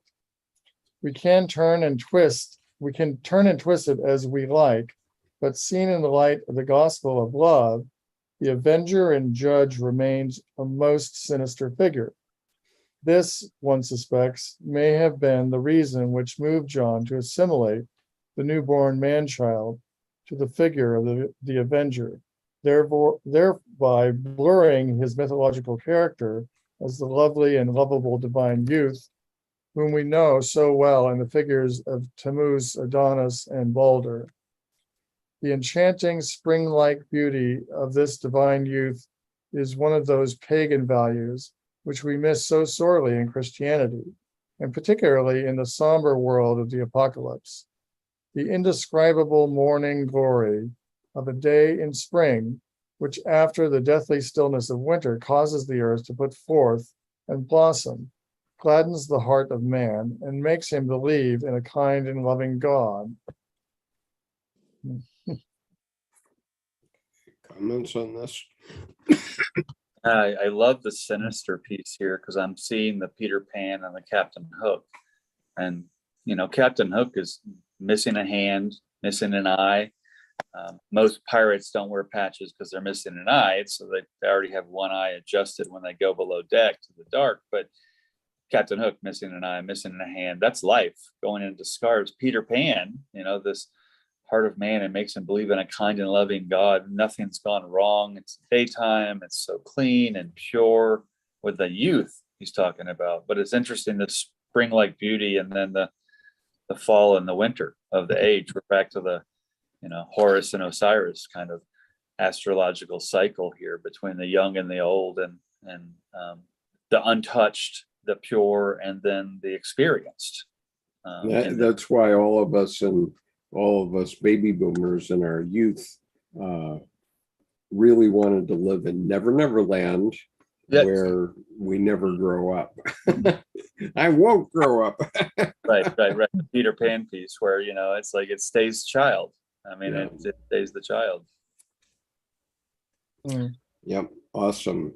Well, it's interesting because with the baby boomers, that was a beautiful concept of purity. Whereas now it's literal and there's a lack of maturity and experience. You guys still went out into the world, but you know, try as hard as you may and try as hard as you might, you kept the fire, so to speak, of that youth. That was something that was important. Now, just being the fire, being the youth, misuses the vessel of the life force. And that's all there is. So that's, I think, the entitlement. Instead of being a wonderful idea that the baby boomers kept, now it's just, you know, it's anything goes, Peter Pan. And that's the Peter Pan syndrome, which is, you know, the unevolved lack of rite of passage, girl or boy, not becoming man or woman. Right. Jane, go ahead, Jane. Yeah. Actually, I want to share the interaction with my kids and other people's kids who's in high school or like just enter college. I found they're quite different. You know, they're not self-centered at all. All they're talking about is like, we have enough resources. We need to care about the disadvantage of people, you know. They should, you know, it's very, they have very socialist idea. Not sure because they go to public school or something, but it's very different. They're not self-centered mostly. And even a lot of younger architects I met with, you know, they're more, they don't really, they can make a lot of money if they want to, but they're more like environmental conscious, you know, they don't want to involve in that whole system. Just realize maybe that's a hope for the American, because I think the newer, if they support, you know, Sander, you know, if they want the European style of the more socialist, like medical and less homeless, you know, everybody should be provided. Yeah. And I see that's maybe some hope. I don't think it's ready right now because the system itself right now is not prepared for it.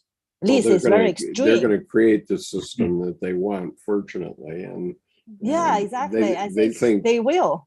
And they think my generation, properly so, has destroyed the planet, and so they're appalled by what they see are our generation has done. And, and I've always been appalled because I have had to go to the Vietnam War. It wasn't because I wanted to go risk my life, but I had to do it because I was forced to by my country, in effect.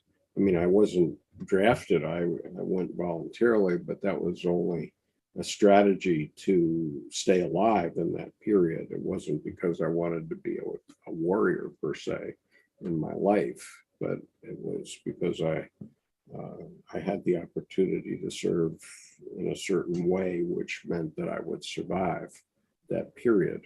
And so I didn't have any great, there's no great honor in that.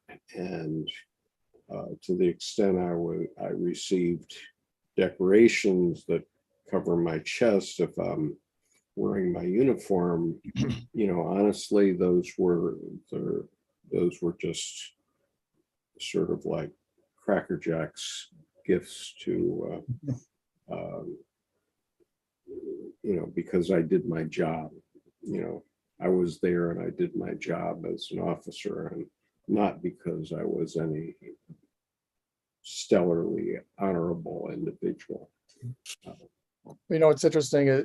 Robert Bly wrote the Sibling Society, which reflects, this non-adulthood state in those who have aged into the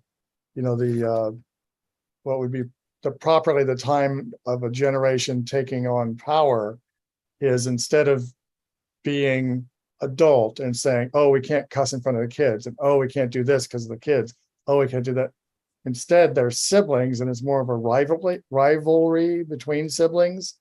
Right. So, and to this day, the baby boomers will not relinquish control. Yeah. Will not. And Right. they fight the younger generation who have almost become the compensatory child, in a dysfunctional family, Right. becoming the adult. Absolutely. They will be the second coming now. Right. Because they will, because of this discussion we're having today, each and every person that hears this video, and that will be several hundred over the next few days, will know that the second coming is coming within them. It's not coming from an outside thing that's going to drop out of the sky magically, but rather they are the second coming. And as we should have recognized long ago, but unfortunately I'm too soon old, too late smart. Well, actually, what's interesting is the baby boomers holding out is actually smart, because I feel it's the Sibling Society. It's going to skip a generation to the ones younger than that generation are going to take the power, because it feels like even when we get the what's his face who had his whole phone given to the wrong attorney. Honestly, when he's saying, well, this is this, well, the judge says that's not true, and he said, well, I believe. She said, it doesn't matter what you believe, you're wrong, and because you believe it doesn't make it true. So you need to tell the truth. Well, the thing is, he's a symbol of that liar. No, Mr. Johnson, I did not throw the baseball through your window. Well, that kid's just afraid of getting in trouble. Mm-hmm. He doesn't want to mow Mr. Johnson's lawn for free the whole summer that his dad's going to make him. He's trying to just avoid the trouble. And what's interesting is then I laugh with that, phone faux pas. I don't know if it was an accident. Maybe his I don't think it was an accident. I think his attorneys hate him as much as everybody else. Yep. It was not it could not have been an accident because the plaintiff's attorneys gave him 10 days to retract it, and they didn't. And actually called them, and they said, no, we don't have no comment on that. And so they could have made it privileged. They were given the opportunity to, and they actually denied it. Right. Denied the privilege. So even in that, I've noticed actually in the last 2 weeks, I've had a whole set of people between the age of 19 and 25 who I think are like 30 to 35. Right. And we right look in the at, middle, they say something, and right in the middle, I realize, and it's like, well, okay, so how old are you? I mean, because I can't read for a minor, but right. at the same time, I realized, oh my! And when an 18-year-old, I'll say young woman, not girl, sits down and opens up with, so I'm on the shero's journey. Joseph Campbell talked about the hero, but it's a shero's journey because I'm a chick. When someone sits down and opens up with that, I'm like, oh, that's beyond hope for the new generation. And I'm like, okay, you guys are going to skip a beat and knock out the millennials in front of you. Right. And we just look at people like Amanda Gorman, who Right. is 23 years old, and she's already just blown out the psyche of the American people with her poetry. And she says that she's going to be the president of the United States when she's 35, when she's old enough. Well, I don't have any reason to doubt her. She's as smart as a whippet, smart as a whip woman who has really got her wits about her. Well, and honestly, growing up in a family where, my dad was poet laureate of Texas in 2000. I mean, Amanda Gorman, poet laureate, youth. No, she's a true poet laureate, regardless of her age, and in the position of the poet laureate.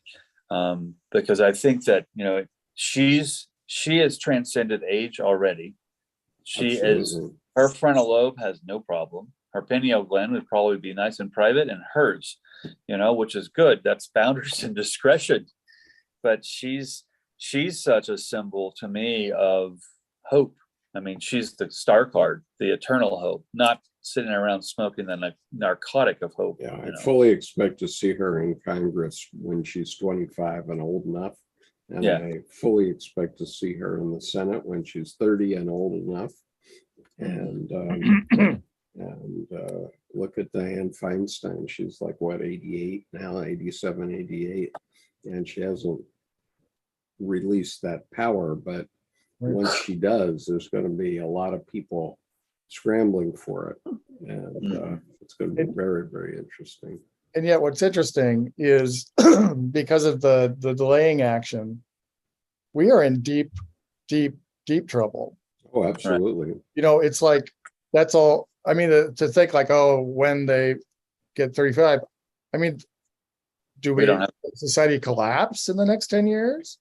Could be. Does the world, I mean, if we're starting to have mass death and these, these heat extinction. Right, but things are happening right now, as the Kansas vote on their constitution proved last week, right?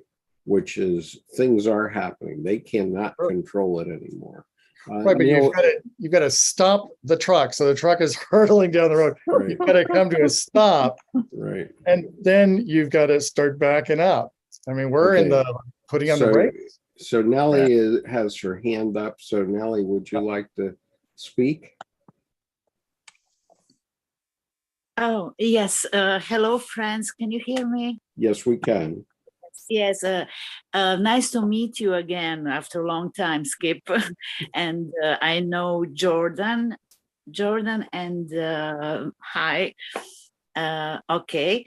I'm from Croatia, from Rijeka, coastal town.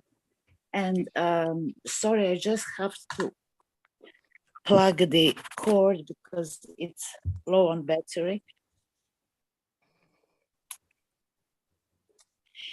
Anyway, if you can hear me. Yes, we can. Okay. I would like to say that I have some experience in both esoteric and exoteric astrology.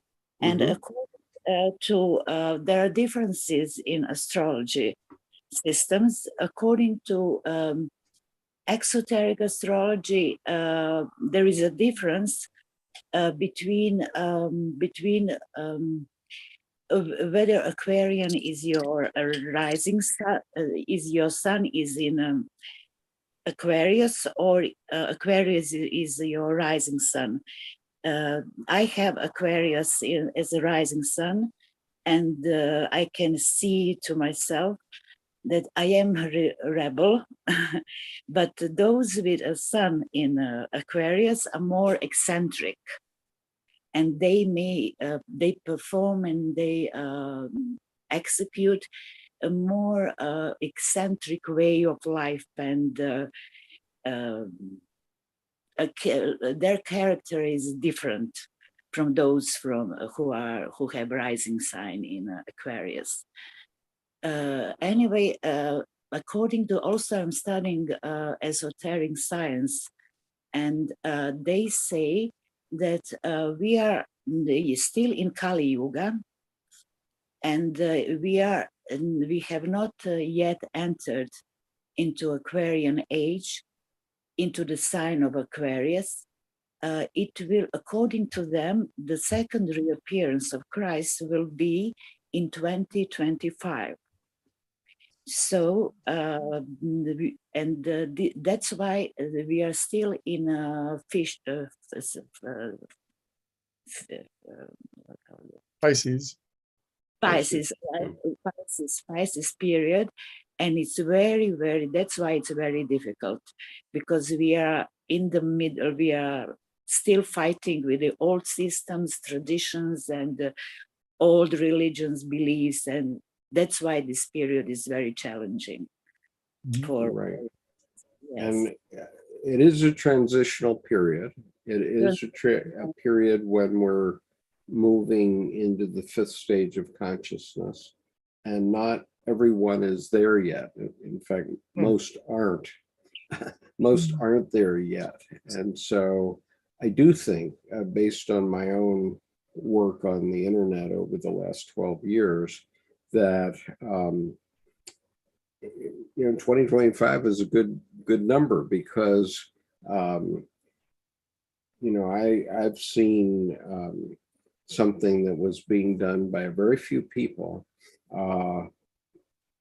already change an entire nation, and that continues to be the case. I mean, I see impact across the spectrum of change that's coming. It's not here yet, because most people don't understand that water bearer image of Aquarius, but it is going to, as people become more and more aware of it, it's going to come in a rush. I mean, it will come in a rush, because in my experience, if I have, let's say, 300 hits on something that I've said or done, the effect will ripple out, and it will influence 3,000 people, and those 3,000 people keep rippling it out further. I've seen ideas that I presented one day being repeated by the President of the United States, in this case, George W. Bush, 3 days later, the exact words I used. And these were words that I had never heard before said by anyone. And I said these words, and boom, they were spoken by the President of the United States 3 days later. Of course, at the time, my son-in-law was the staff secretary to Richard Cheney, so I had a short chain at that time, and so my son-in-law probably heard me. He said the words to Cheney, and Cheney said them to Bush, probably.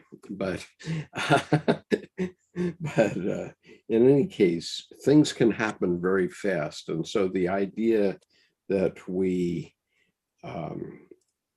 that it's terrible that it hasn't happened yet, it's going to come in a rush. It's going to come very, very fast, in my opinion.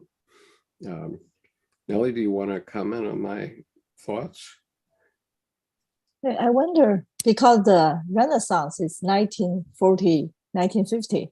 So I wonder if we will into another Renaissance in 2050, maybe. Maybe that's a hope. A good point, because even the the flu, 1917 pandemic, Oh and then you have the yeah, Spanish then you have flu. Yes. roaring 20s afterwards. Yeah. I mean, so there's the whole, oh God, finally we can come out of the house and everyone, you know, kind of thing. But it's interesting. The Renaissance, that whole roaring 20s was part of that. I mean, Art Nouveau occurred. I mean, it was such a fresh new thing on the scene. It was like the brand new Baroque, as it were, you know. I mean, so I think that's a good point. I think and that's I am a part of that as well, because my grandfather was engaged to a woman who, together with her 4 sisters, all died in the same weekend from Spanish flu. And as a result of that, my grandfather did not marry her. He married my grandmother. And therefore I exist. And even this conversation could take place. And so anyway, thank you for your comment, Nellie. That was a very good one. Yeah. And so, you know, all of us are in the process of waking up. I certainly acknowledge that I am in that process. And I think, you know,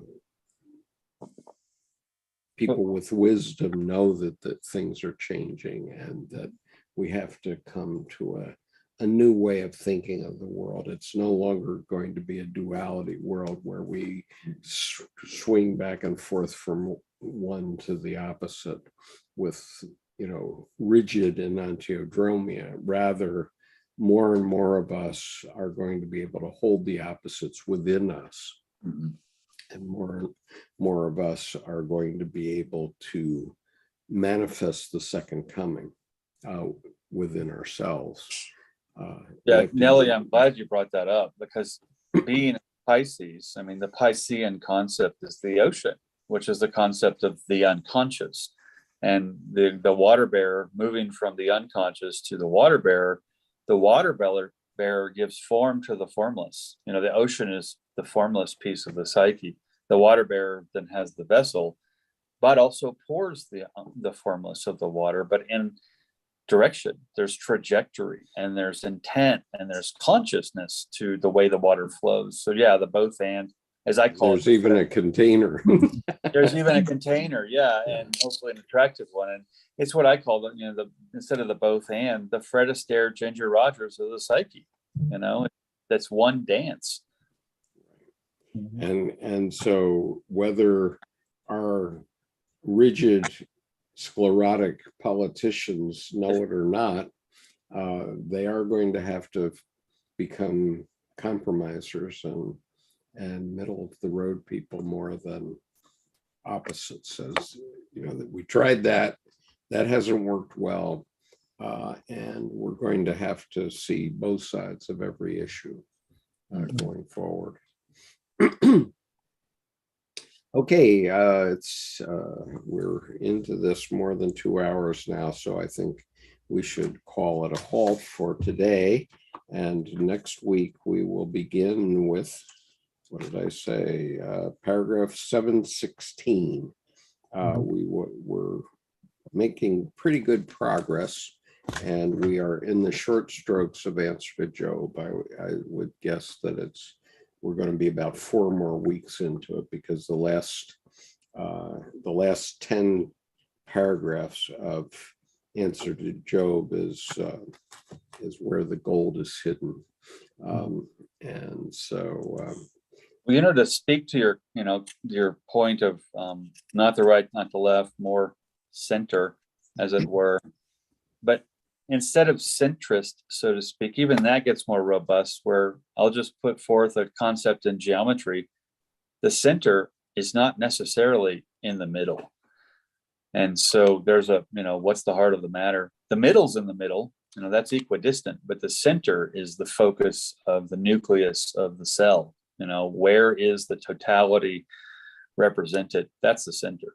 Right. Where is the nucleus of our cell, of the cell? Where's the nucleus of the cell, of our bodies, of our position in society, of our societies, and so on? All those things are in constant flux, and we need to recognize that and realize that sometimes we have to lean right and sometimes we have to lean left. And Yeah, because the nucleus is mobile. I mean, it travels around. So it's a thing that's incorporated in all things. right. And you know, shock of shocks. You know, it's at some point I swore that I would never vote for another Republican again. But last night, my wife and I were talking about Liz Cheney, and I was not a big fan of her father, who my son-in-law, I'm glad that he worked for her father because it gave him a big leg up in his life. But I was not a big fan of Richard Cheney, but we were talking about Liz Cheney and whether she might run for president in 2024 or sometime in the future. And Debbie says, well, if she runs, I might vote for her. And I would say the same thing. And so this is, you heard it here first. Skip acknowledged that there might be a Republican that he might vote for, might consider voting for. It's funny listening to her. I would have to agree. When she started saying he's not an impressionable little child, he's a 76-year-old grown man, and he has to be taking responsibility. Yep. And I went, wow, that's not a Republican. That's an adult. That's new. Right. Wow, an adult in politics. That's new. Very well said.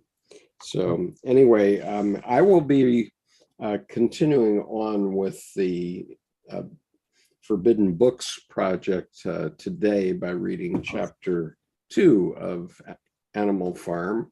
So if you want to go onto the homepage of this YouTube channel, you will be able to read chapter 1, which is there now, and chapter 2 will be coming up later today, I hope. So an Animal Farm, not to be confused with the crackers. Right. This is not Animal Crackers. This is Animal Farm. And I was drawn to that. I want to remind everyone, I was drawn to that by this 2019 movie called Mr. Jones. It does have adult themes, and it has all the good things in it, nudity, profanity, everything that you can imagine. So it's restricted to people over 16 years old, but nonetheless, I urge you to see this movie. And you will, if you see this movie, you will understand why. It's very clear to me now that the Russia will not win its current war in Ukraine, and that the Ukrainian people will fight to the last person before they allow Russia to take over their country.